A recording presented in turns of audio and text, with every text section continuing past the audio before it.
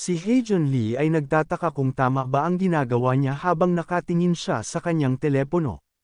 Nakasakay siya sa kanyang motorcycle, habang nasa harap niya ang isang portal.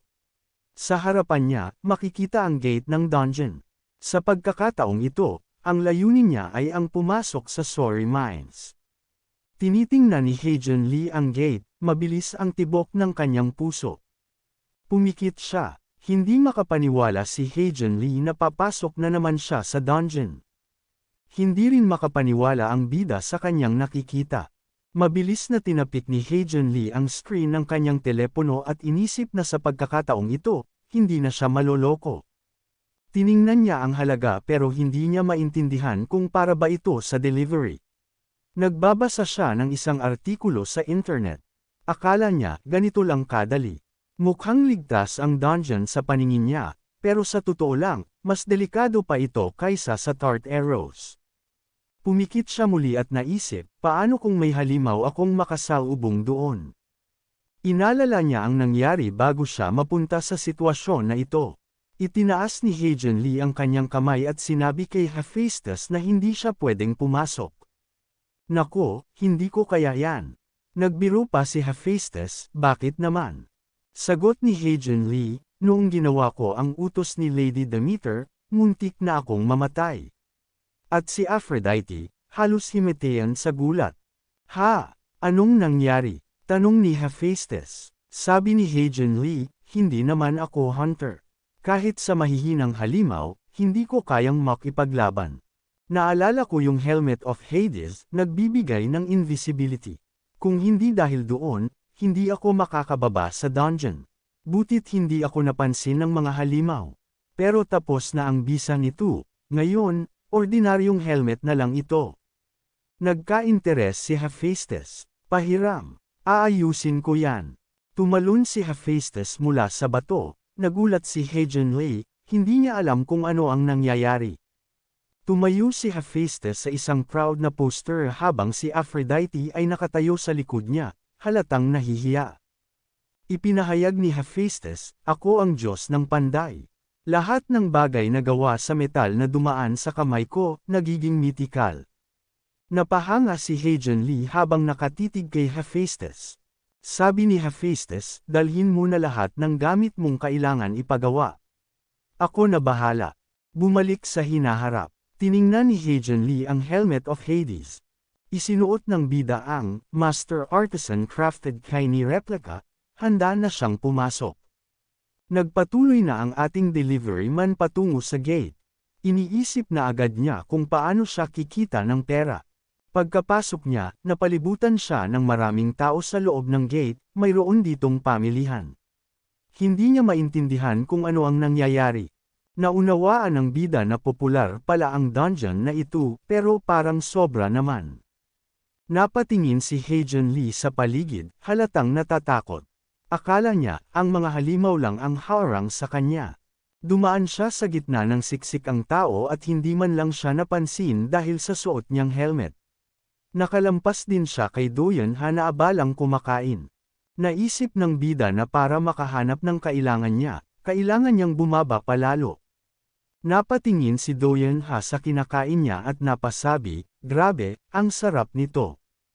Makalipas ang 30 minuto. Nagdadrive pa rin si Haejun Lee sa isang madilim na kuweba. Sa wakas, wala nang ibang tao. Nanginginig si Haejun Lee habang binabaybay ang hindi pantay na daan. Sa wakas, may nakita rin siyang mineral. Kumikislap ang mga bato sa gilid ng kuweba. Ang kailangan ng bida ay celestial steel. Tiningnan niya ang artikulo tungkol dito, nagliliwanag ito ng pulang ilaw. Nagpatuloy siya sa paglalakbay. Hindi niya alam kung gaano pa kalayo. Maya-maya, may lumitaw na kalansay mula sa likod ng bato, na may nakakatakot na tunog. Nagulat si Haejun Lee, agad siyang lumihis at bumangga sa isang bato. Hindi maintindihan ng kalansay kung ano ang nangyari. Naisip ni Haejun Lee, nakakahiya ito. Kasalanan ito ng kalansay na yun. Hinaplos ng kalansay ang sariling bungo. Napaisip si Haejun Lee, bakit ba ako natakot? Hindi niya naman ako nakikita o naririnig. Sinubukan niyang paandarin ang motorcycle pero hindi ito umaandar, nagsimula na ito magluko. Natahimik siya at nag-isip ng malalim. Masaya niyang naisip na, pwede naman siya bumili ng bago motorcycle. Sabay noon napaandar na rin niya ulit at nagpatuloy. Pumasok siya sa isang malaking kuweba na punong-puno ng kumikislap na mineral. Napalibutan siya ng pulang liwanag. Sa harapan niya, tumambad ang isang malaking celestial steel na nasa ibabaw ng bato. Bumaba siya ng kayang motor at umakyat patungo sa celestial steel. Nilapitan niya ang celestial steel at hinubad ang kanyang helmet. Sa wakas, nahanap ko na siya. Tuwa ang naramdaman ni Heijan Lee habang tinitingnan ang celestial steel. Pero bigla siyang napaisip, paano ko kaya iuuwi tong napakalaking bato? Inabot niya ang celestial steel. Sinubukan niyang hilahin ito, pero walang nangyari. Sinubukan niyang sipain kaso hindi pa rin ito gumalaw. Sa huli, umupo na lang siya sa ibabaw nito, nakahalukip-kap. Hindi niya alam ang susunod na gagawin. Sa harap ng mata ng bida, lumitaw ang payo ng sistema, gamitin ang mga item mula sa tindahan. Napatingin siya dito at napasabi, niloloko ba ako ng system? Nakita niya ang isang piku, digging delver's pickaxe, na nagkakahalaga ng 4,700 coins. Nagalit ang bida. Ano, 47 million para lang sa pikong gagamitin ng isang beses. Ginawa ba to sa ginto? Naalala niya na may tindahan sa may pasukan ng dungeon kung saan mas mura ang pickaxe. Hindi ako gagastos ng ganito para lang sa piku. Galit na galit si Heijan Lee habang bumalik sa kanyang motorcycle. Naisip niya, mas mabuti pang magbayad na lang ako ng gasolina. Tiningnan ng bida ang kanyang motorcycle, sira na ang isang hilad nito, nagtutunugan na rin ang bawat parte ng motor niya, dahil dito, natahimik na lang siya ng saglit. Pagkatapos, bigla siyang may naisip. Naisip niya na pabalik pa lang, mahirap at matagal na. Baka dapat sundin ko na lang ang sinasabi nila. Kinalimutan niya ang hirap ng pagpili at bumili na ng pickaxe. Agad lumitaw ang pickaxe sa kanyang kamay, nabawasan ang kanyang balanse ng 4,700, ngayon ang kanyang balanse na lang ay 25,300 points. Naisip ni Heijan Lee na, tapusin na itong delivery na ito at hilingin kay Hephaestus na dagdagan ang bayad sa pickaxe para sa delivery fee. Malakas siyang bumilo para hampasin ang celestial steel at buong lakas na iwiniwas-iwas ang kanyang pickaxe. Ibinagsak niya ito sa ibabaw ng celestial steel. Naalis ito sa pagkakakapit sa bato at lumutang habang nagbibigay ng sobrang lakas na pulang liwanag. Agad din naman natunaw ang pickaxe sa mismong mga kamay ni Heijan Lee. Nahulog mula sa ibabaw ang celestial steel, agad tumakbo si Heijan Lee para kunin ito. Nang makuha na niya ito, agad niya itong binuhat. Sa matinding pagsisikap, nabuhat din niya ang celestial steel. Grabe, ang bigat pala ng celestial steel na to. Kapansin-pansin ang tensyon sa mukha niya, kasing bigat ng pasan niya. Sa kung anong paraan, naisakay din niya ang celestial steel sa compartment ng kanyang motorcycle. Nasabi niya na nasa kaya niyang mag-teleport diretso sa Olympus para makaalis na dito sa dungeon agad. Pero isang kakaibang tunog ang pumukaw ng kanyang pansin. Isang napakalaking halimaw na gawa sa bato ang papalapit sa kanya. Napasigaw si Heijan Lee sa takot. Tiningnan siya ng halimaw. Huminga ito ng malalim, at malakas na sumigaw. Naglabas ito ng isang nakabibinging alon ng tunog na nagawang alugan ang buong kuweba. Samantala, si Doyon Ha ay kinalaban ng isang kalansay at binigyan ito ng isang malakas na suntok. Tumangala siya at nagtanong, ano kaya yun? Akala niya'y lindol ang naramdaman niya. Tumingin siya sa madilim na kalaliman ng kuweba, kung saan nanggagaling ang tunog. Pumasok siya sa fighting stance. May paparating sa kanyang pwesto, bulong niya sa sarili. Nagulat siya nang may liwanag na lumitaw mula sa dilim. Si Heijan Lee, mabilis na papalapit sa kanya habang nagmamaneho. At sumisigaw, umalis ka sa aking daan. Nagulat si Doyon Ha, at agad siyang nakilala. Siya yung delivery man mula sa Tart Arrows. Sumigaw siya, ikaw ba yun nasa Tartarus Dungeon? Mabilis siyang dumaan sa tabi ni Doyen Ha. Malakas niyang sinigaw dito na tumakbo na ito kung pinapahalagahan pa niya ang kanyang buhay. Napatuloy si Heijen Lee sa pagmamaneho hanggang sa makalayo na siya kay Doyen Ha na naiwang, litong-lito. Pero nang makita ni Doyen Ha kung ano ang tinatakbuhan ng bida, natigilan siya. Isang dambuhalang halimaw na gawa sa bato ang mabilis na tumatakbo papunta sa kanya. Napalunok ng laway si Doyen Ha sa takot, habang nakatitig sa higanteng golem na papalapit na sa kanya. Agad siyang tumakbo, hinabol si Heijen Lee, at sumigaw. Pare, kaibigan, isama mo naman ako, paangkas. Galit na galit si Heijen Lee at malakas na sumigaw. Halos mamatay na naman ako. Kalma lang na nakatingin si Hephaestus sa sumisigaw na si Heijen Lee. Ang napansin lang niya, nakabalik na pala ang ito. Sinabi niya kay Heijen Lee na, alam kong hindi ako bibiguin ng bilis mo. Pero sumigaw si Heijen Lee sa galit. Dapat sinabi niyong napakadelikado ng trabahong to. Patuloy lang ang titig ni Hephaestus sa kanya. Napagtanto niya na hindi pala nagbibiro si Heijen Lee nang sabihin niyang muntik na siyang mamatay. Napakunot-noo siya, bakit parang delikado, wala namang dapat ikamiti sa gawain na yun. Nagtaas ng kamay sa pagkataranta si Heijen Lee. Teka lang, ipapaliwanag ko. Tinanong siya ng panday, nagmamadali ka bang magmaneho para lang umabot sa oras? Umiling si Heijen Lee, hindi ito tungkol sa bilis. Mabigat lang talaga yung kargamento. Tumalikod si Heijen Lee at naglakad papunta sa kanyang motorcycle. Kalimutan mo na lang yun. Ipapakita ko na lang sa'yo, maghintay ka lang. Sa matinding hirap, nanginginig siya, habang buhat ang dambuhalang celestial steel. Ibinagsak niya ito sa sahig, habang gulat na gulat si Hephaestus sa nakita. Eto, tingnan mo to, sigaw ni Heijen Lee. Hindi mo ba alam kung gaano kabaliw ang ipatanggal mo sakin ang isang napakalaki at mabigat na bagay mula sa ulo ng halimaw? Napatitig si Hephaestus sa dala ni Heijen Lee. Pawis na pawis ang noo niya. Teka, anong meron dito? Gulat siyang nagtanong. Nagkaroon ng katahimikan at pagkakainis sa pagitan nila. Tinuro ni Heijen Lee si Hephaestus. Yan mismo ang bakal na hinahanap niyo. Huwag mong sabihing hindi yan yung in-order mo. Pinilit ni Hephaestus na itanggi at sinabing mayroon lang silang hindi pagkakaintindihan. Dinampot niya ang celestial steel, habang nanginginig sa galit si Heijen Lee. Itinaas ni Hephaestus ang celestial steel gamit lang ang isang kamay. Sabay pinagmasdan niya ito. Ngayon lang ako nakakita ng ganito kalaking piraso ng celestial steel, ang linas pa. Napatingin si Heijen Lee sa kanya, halatang naguguluhan. San mo to nakuha at nadiscobre? Tanong ni Hephaestus. Biglang tumakbo si Hephaestus papalayo at sinabi, hintayin mo ako, may ipapakita ako sayo. Pagbalik niya, daladala niya ang maliit na piraso ng celestial steel, kasing laki lang ng palad niya. Eto na ang pinakamalaking piraso na nakuha ko noon, sambit niya. Tumingin siya kay Heijen Lee at sinabi, mas malupit ka pa pala kaysa sa iniisip ko.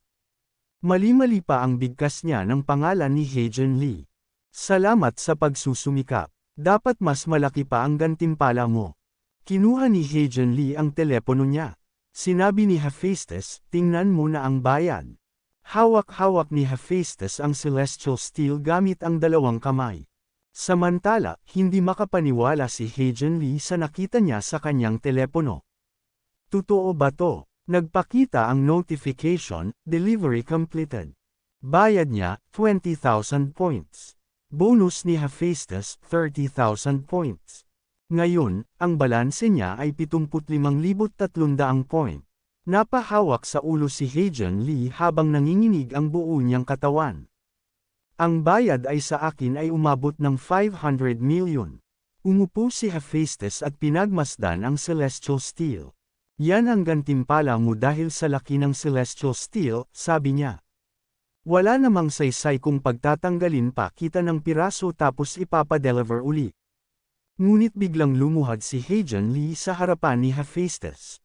Hindi maintindihan ni Hephaestus ang mga nangyayari. Pagkatapos, yumuko siya at sumigaw ng pasasalamat.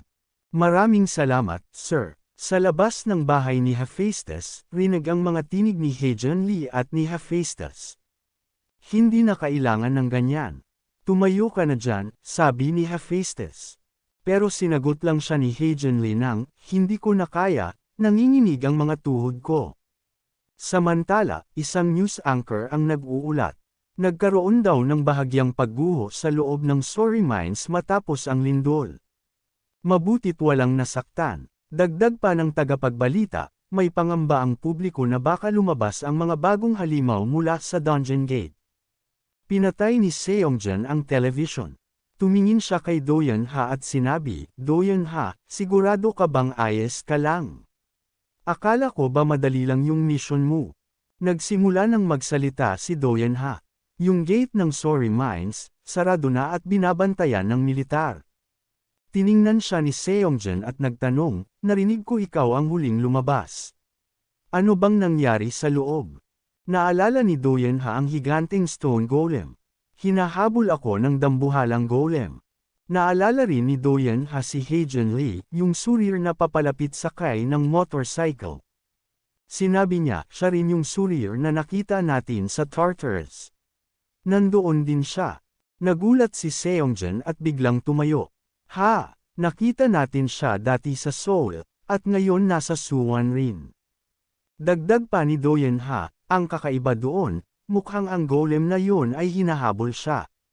Sinabi ni Seongjan, kung totoo to, siguro oras na para imbestigahan siya.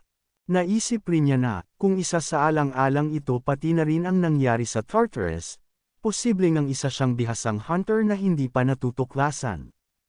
Patuloy na nag-iisip si Seongjan, habang napayuko naman si Doyeon Ha. Kung gusto niyo po ng investigasyon, handa po akong tumulong, mahinang sabi ni Doyeon Ha. Sa isip ni Doyeon Ha, naaalala niya si Heian Lee habang papalayo ito sa kanya. Sinabi ni Doyeon Ha, naalala ko yung modelo at numero ng plaka ng motorcycle niya. Hihingi rin ako ng CCTV footage sa entrance ng dungeon. Ngumiti si Seongjan at pinuri si Doyeon Ha. Magaling. Kapag nahanap mo siya, sabihin mo na gustong makausap ng guild leader ng Yongguan. Naniniwala siyang malaking tulong ang taong yun sa lakas ng kanilang guild. Napanganga si Doyeon Ha sa paghanga sa mga sinabi ng kanyang leader. Sinabi ni Seongjan, buti na lang at wala kang natamong pinsala sa dungeon. At dagdag pa niya, huwag mong alalahanin ang pagsasara ng minahan. Ako na mismo ang aayos niyan. Nagningning sa tuwa si Doyeon Ha, labis na naantig sa mga salita ni Seongjan. Ipinikit niya ang kanyang mga mata. Ipinatong ni Seongjan ang kamay sa balikat niya. Susundan ko po kayo kahit pa sa katapusan ng mundo, sagot ni Doyeon Ha. Nagpasalamat naman si Seongjan habang masayang nakangiti. Tumingin si Seongjan sa kanyang tauhan at nagtanong, nahanap mo ba ang Celestial Steel? Nagulat si Doyeon Ha sa biglaang pagtatanong ng kanyang guildmaster. Dahil sa hindi pagsagot ni Doyeon Ha, nagkaroon ng ilang segundong katahimikan habang pareho silang nakatayo sa silid. Samantala, tinitingnan ni Heian Lee ang laman ng kanyang account. 75,300 points. Napangiti siya at sinabi, mayaman na ako. Pakiramdam niya, sulit ang lahat ng panganib. Worth it ang 500 million won. Masayang bumagsak sa kama ang bida. Nagdesisyon siyang kailangan na niyang humanap ng mas maayos na tirahan. Naisip niya, ang mga hunter, umaabot sa 30 billion ang kita kada taon. Nakahiga siya't iniisip ang mga dambuhalang halagang ito. Sa isip niya, kahit hindi pa binibilang ang halaga ng pickaxe, kumita siya ng 45 million won sa isang araw. Pero unti-unting pumasok ang pag-aalinlangan. Hanggang kailan pa magiging epektibo ang invisibility helmet ko? Paano kung makita na ako ng mga halimaw? Unti-unting nawala ang ngiti niya. Natakot siya. Ang buong oras sa loob ng dungeon ay ubod ng nakakapagod at nakakatakot. Bumangon si Heian Lee at nagpasya, titingnan niya kung may makukuhang gamit sa system store. Binuksan niya ang tindahan, mabilis na nag-scroll. Pero wala siyang nagustuhan, lahat masyadong mahal o walang kwenta. May napansin siyang mga sandata. Ang pinakamura, 10 billion won. At lahat ay replica lang, parang panandalian lang ang bisa. Nainas ang bida sa ganitong sistema. Napaisip siya. Baka dapat iwasan ko na lang talagang makipaglaban sa halimaw. Pero may biglang lumabas sa screen, isang rekomendasyon mula sa system. Isang rider suit level 1 para sa 50,000 points. Idinisenyo para sa mabilis at seguradong paghahatid. Sa suit na ito, madali mong malalampasan ang kahit anong magaspang na daan o mapanganib na balakid. Habang ginagamit, malaki ang pinapahusay nito sa pisikal na kakayahan at kasanayan ng nagsusuot depende sa level ng suit. Ang suit na ito ay nangangailangan ng 100,000 points para ma-upgrade. Available daily duration, 3 minuto. Ngayon mo lang to pinakita. Inis na tanong niya sa system. Namula siya sa galit, pero hindi niya pa rin alam kung gaano kaepektibo ang suit hanggat hindi niya sinusubukan. Napaisip na naman siya, mahal, pero yung mga binili ko dati, hindi naman ako binaygo. Napatingin siya sa sariling daliri at sinabi, investment na rin to. Pinindot niya ang buy button. Naniniwala siyang mababawi rin niya ang gastos kung patuloy lang siya sa pagde-deliver. Biglang nagliwanag ang screen, at sa harapan niya, lumitaw ang suit. Wala nang atrasan. Hawak niya ito sa kanyang mga kamay. Ang laman ng account niya ngayon, 25,300 points. Medyo nanghihinayang siya. Pero nang isuot niya ito, nagulat siya, hindi pala ito mainit o mabigat. Parang wala lang siyang suot. Tiningnan niya ang kamay niyang natatakpan ng suit. Totoong ang kakaiba to, bulong niya. Tumayo siya ng diretsyo. Handa siyang subukan ito. Samantala, hingal na hingal si Doyen Ha. Pagod na siyang hanapin ang misteryosong delivery man na yun. Nagsimula siya sa Suwon, pero ang ibang leads, nagdala pa sa Seoul. Pati plate number, hindi rin nakatulong. Wala raw violation ang delivery man, sabi ng pulis. Habang tumatawid siya sa kalsada, hawak niya ang ulo niya sa inis. Paano ko siya mahahanap? Malakas niyang sigaw. Biglang huminto sa tabi niya ang isang lalaki sa motor, suot ang bagong suit at helmet. Green na yung ilaw, sabi ng lalaki. Napahiya si Doyen Ha at nag-apologize agad. Umatras siya pabalik sa sidewalk at pinanood ang lalaki habang papalayo. Napansin niya, pareho ang model, pareho ng kulay, pati yung gasgas pareho din sa hinahanap niya. Kinabahan si Doyen Ha. Tinitigan niya ang motor, at nakita niya ang plaka nito na SP9,999. Bigla siyang natauhan nang malaman niyang ito na pala ang kanyang hinahanap. Nanlaki ang mata niya, tinuro niya ang papalayong lalaki. Sabay noon, tumakbo si Doyen Ha para habulin ito. Malakas siyang sumigaw, sandali lang. Tumigil ka. I got so much motherfucking